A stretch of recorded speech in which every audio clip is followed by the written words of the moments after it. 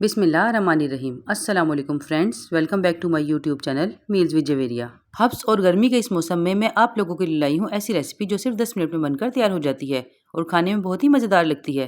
ये दही बूंदी आप गर्मी के मौसम में रोटी के साथ भी बआसानी खा सकते हैं। तो चलिए देखते हैं कि रेसिपी कैसे तैयार होती है।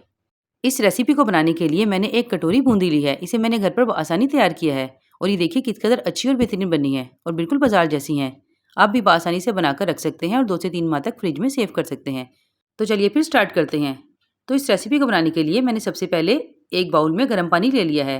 अब मैं इसमें ये बूंदी ऐड कर दूंगी और इसे अच्छे तरीके से मिक्स करके 20 मिनट के लिए रख दूंगी ताकि ये तमाम बूंदी अच्छे से नरम हो जाए। अगर आप इसकी जगह ठंडा पानी इस्तेमाल करेंगे तो आपको कम से कम इसे 1 घंटे के लिए रखना होगा।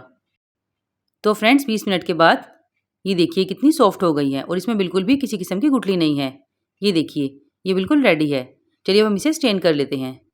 तो फ्रेंड्स पानी स्ट्रेन करने के बाद मैंने इसे हल्के हाथ से दबाकर निचोड़ लिया है। अब मैं इसमें 1 अदद टमाटर ऐड करूंगी, 1 अदद दरमियाने साइज़ की प्याज कटी हुई, 2 दरमियाने साइज़ की हरी मिर्चें मोटी कटी हुई और होममेड दही भल्लों का मसाला इसमें जाएगा 2 टीस्पून।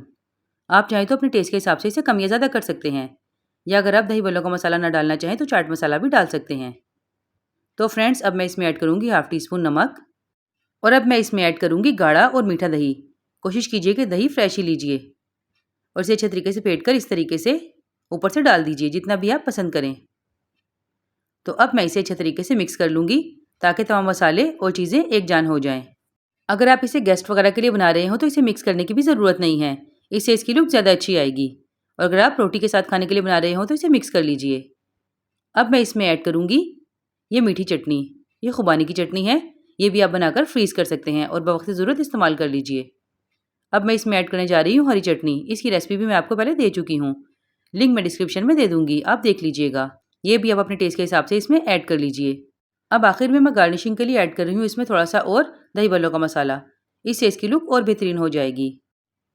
तो व्यूअर्स ये देखिए माशाल्लाह से किस कदर अच्छी और बेहतरीन दही बूंदी बनी है और आपने देखा कि इसमें तमाम चीज़ें ही कितनी आसान इस्तेमाल हुई हैं जो कि आपको घर में बआसानी मिल जाएंगी। रोटी के अलावा ये दही बूंदी पुलाव के साथ भी बहुत मज़ेदार लगती है। आप इसे झटपट बनाइए और इसका मज़ा उठाइए। गर्मी की खास रेसिपी आपको चूल्हे से भी दूर रखेगी। तो फ्रेंड्स ये थी मेरी आज की आसान सी रेसिपी।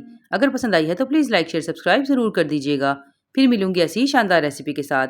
तब तक के लिए अपना बहुत ख्याल रखिएगा, दुआ में याद रखिएगा। अल्लाह हाफिज़।